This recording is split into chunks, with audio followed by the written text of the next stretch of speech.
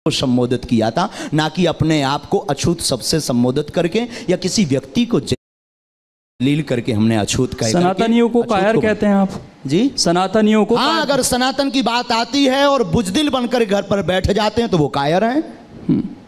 राम की बात आती है और राम के लिए जबान नहीं उठती, संतों की बात आती है, धर्म की बात आती, और अगर कोई बाहर नहीं उठता, मुंह नहीं खोलता, अपनी वाणी नहीं खोलता, तो वो बिल्कुल कायर हैं प्यारे। तो ऐसा क्यों लग रहा है कि समाज कायर होता जा रहा है हमारा, और आपको इस तरह की बात कहनी पड़ रही है? जग भी बहुत रहे हैं। हाँ। जग भी तो रहे हमारे जैसे। जगाने से तात्पर्य क्या है आपका? किस तरीके से जगाना चाहते हैं? एकता। क्यों? आप कहते हैं मैं जाति नहीं मानता, मैं धर्म नहीं मानता, तो आप इंसान को एक कीजिए ना। आप वहाँ सनातनी जोड़ देते हैं। सनातन का मतलब कोई पर्टिकुलर धर्म नहीं, सनातन का मतलब बौद्ध धर्म जिसमें बसो सारे धर्मों को एक करना चाहते हैं। पूरी बात। हाँ। वसुदेव कुटुंबकम की चर्चा, हम उस सनातन धर्म की बात कर रहे हैं जिसके मंदिरों से आवाज निकलती है विश्व का कल्याण हो, विश्व में शांति हो, प्राणियों में सद्भावना हो। और जो इस चीज को नहीं मानते वो दूसरे धर्म को मानते हैं। अगर वो नहीं मानते तो वो मानव है, नहीं है, मानव समाज में रहने के लायक। दूसरे धर्म की बात कर रहा हूँ मैं सर, जो वो अपना पालन। धर्म हमारे हैं, सब धर्म हमारे हैं, जिसमें मानवता सबसे पहले, हमारा उद्देश्य है मानवता। तो एकता की जरूरत क्यों है? समाज बिखर रहा है क्या आपकी नजर में? बहुत ज्यादा जातिवाद के नाम पर रोटियां सेकी जा रही हैं श्रीमान। आपको न्यूज नहीं पढ़ रहे आप? नहीं, न्यूज तो कुछ जगह की आती हैं, उससे पूरे समाज को हम ताना बाना बिगाड़ने का काम कर रहे हैं। समाजों को एक करना जरूरी है। आप भी न्यूज चलाइए ये काट कर हमारी अलग से। मतलब ताना बाना बिगड़ गया है समाज का। कौन बिगाड़ रहा है समाज का ताना बाना? अब आपकी नजर पर कह दें? नहीं, कह दीजिए, जब उसको भी चला देंगे काट कर। अरे साहब, इतने ज्यादा भी नहीं। नहीं, चला देंगे। आप बोले कौन बिगाड़ रहा है ताना बाना, जिसको एकता की जरूरत पड़ रही है? श्री गणेश हम आप कर रहे हैं, श्री गणेश हम आप हम बिगाड़ रहे हैं। अच्छा, आप और हम दोनों। तो वही तो मैं कह रहा था कि भड़काने वाली बात है क्या आपके बयानों से, जिससे ताना बाना बिगड़े? नहीं, हम एकता की चर्चा करते हैं।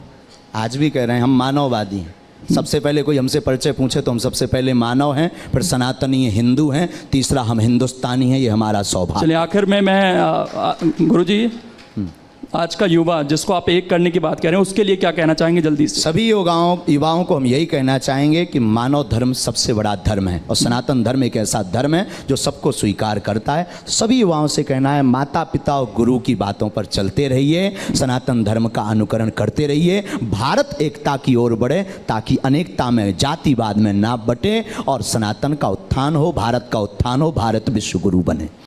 शास्त्री जी, महज 26-27 साल की उम्र और लाखों फॉलोअर्स, इसे कैसे देखते हैं? कभी एहसास हुआ था कि इतनी कम उम्र में इतनी फैन फॉलोइंग हो जाएगी, इतने भक्तगण हो जाएंगे आपके, और उनकी समस्या का निदान कर रहे होंगे आप?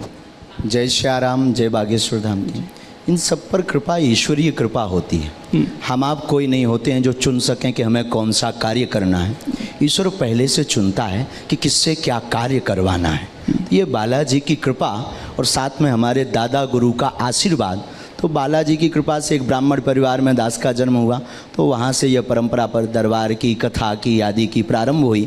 फिर दादा गुरु ने हाथ पकड़ करके बालाजी के चरणों में लगा दिया, तो निरंतर मानव सेवा में लगे हुए हैं। तो हमें लग रहा कि ये किसी व्यक्ति की सोच से ये कार्य निश्चित नहीं होता, ईश्वर स्वयं निश्चित इसको करके भेजता है कि किससे क्या करवाना है। अभी बहुत सारी चीज़ें मन में चल रही होगी, इतने सारे लोग सामने बैठे हैं आपके।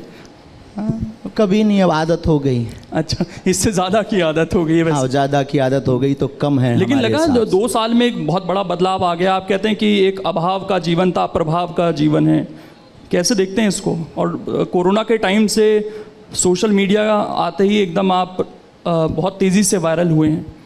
दरबार परंपरानु अंतर्गत विगत 3 पीढ़ी से चल रहा। हमारे दादा गुरु जी भी चलाते थे, दरबार लगाते थे, परंतु उस वक्त मीडिया वो नहीं आते थे, ना उसका उपयोग करते थे। हमने दरबार भी प्रारंभ किया, दादा गुरु की प्रेरणा की, जो उन्होंने आदेश दिए थे वह सेवा भी प्रारंभ की। और साथ ही साथ जो आपने कहा है कि 2 वर्ष में यह दरबार बड़ा प्राचीन है, परंपरानु अंतर्गत लोगों तक पहुंचा, अब पहुंचा, आप तक अब पहुंचा। तो हमें लगता है कि आपकी खोज अब तक हो पाई है, वो पहले खोज कर चुके थे, आज से 300 वर्ष पहले। आपने कहा कि ईश्वर की शक्ति है, मैं कुछ नहीं हूँ, तो ईश्वर ने आपको क्यों चुना? ये एक जहन में सवाल आता है लोगों के। कुछ रहा होगा, आपके दादा गुरु का आप जिक्र करते हैं, आपका परिवार भी बहुत लंबा है, आप बताते हैं कि आप टोटल 10 भाई हैं, चाचा के मिला। हाँ, चाचा के मिला, कजिन सभी मिला। तो आपको क्यों चुना? ये दादा इस बात पर जवाब दे पाना बड़ा मुश्किल है। ये गुरु की कृपा है। हम लोग कई बार कोशिश करते हैं, हम लोग कई बार कहते हैं कि हमने गुरु को चुना, पर हकीकत ये होती है कि गुरु स्वयं देखता है कि किसको हमें पकड़ना है।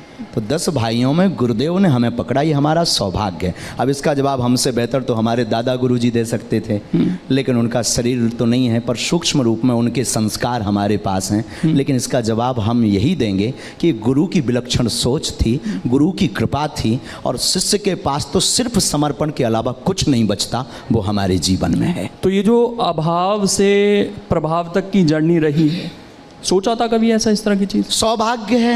हाँ। अभाव का जीवन बड़ा सौभाग्य। अभाव नहीं होता तो शायद आज हम प्रतिदिन अन्नपूर्णा भंडारा का क्रम नहीं प्रारंभ कर पाते। अभाव नहीं होता तो हम अपने जीवन में गरीब बेटियों का विवाह नहीं करवा पाते। तो हमारे लिए सौभाग्य। और लाखों लोग भारत में ऐसे हैं जो अभाव से जीवन जी करके, यहाँ पर भी अनेक लोग ऐसे बैठे हैं जो अभाव की ज़िंदगी जी करके अनेक उच्च पदों पर पहुँचते हैं। हमारे लिए ये वरदान प्राप्त है कि अभाव रहा तो हम आज लोगों की पीड़ा को समझ पा रहे हैं। लेकिन एक चीज़ आप खुद कहते हैं हमेशा कि अभाव में जब आदमी रहता है तो प्रभु के ज़्यादा करीब रहता है।